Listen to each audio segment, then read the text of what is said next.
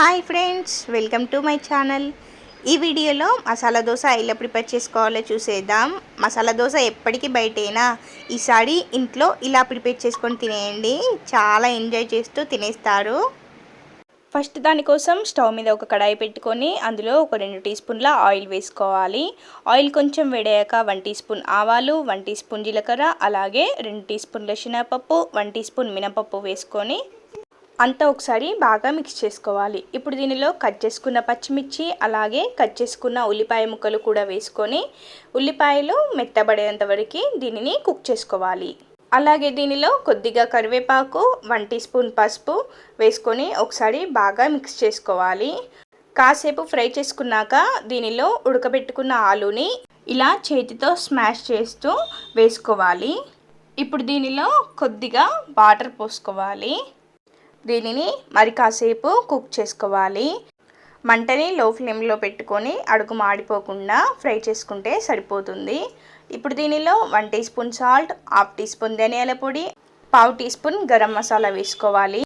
నేను అన్నీ యాడ్ చేసిన వీడియో క్లిప్ మిస్ అయింది, సో మీరు అన్నీ యాడ్ చేసుకోండి. ఇలా అన్నీ యాడ్ చేసుకున్నాక మొత్తం ఒకసారి బాగా మిక్స్ చేసుకొని ఫైనల్గా కొత్తిమీర వేసుకుంటే సింపుల్గా మసాలా ఆలు కర్రీ ప్రిపేర్ అయిపోతుంది. ఇప్పుడు వెంటనే దోశని వేసేసుకుందాం. స్టవ్ పైన దోశ ప్యాన్ పెట్టుకొని అందులో కొన్ని వాటర్ చల్లుకొని వాటర్ మొత్తం స్ప్రెడ్ చేసుకోవాలి. ఇప్పుడు దీనిపై ప్రిపేర్ చేసుకున్న దోశ బ్యాటర్ని ఈవెన్గా స్ప్రెడ్ చేసుకోవాలి. దోశ బ్యాటర్ ఎలా ప్రిపేర్ చేసుకోవాలో నేను ఇంకో వీడియోలో క్లియర్గా చూపిస్తాను. ఇప్పుడు దోశ పైన ఆయిల్ని అప్లై చేసుకొని మనం ఇందాక ప్రిపేర్ చేసుకొని పక్కన పెట్టుకున్న ఆలు మసాలా కర్రీని దీనిపైన ఒక 2-3 టేబుల్ స్పూన్ల వరకు వేసుకోండి. దోశ పెనం నుంచి వదిలి పూర్తిగా అన్ని వైపులా కాలేలా చూసుకోండి.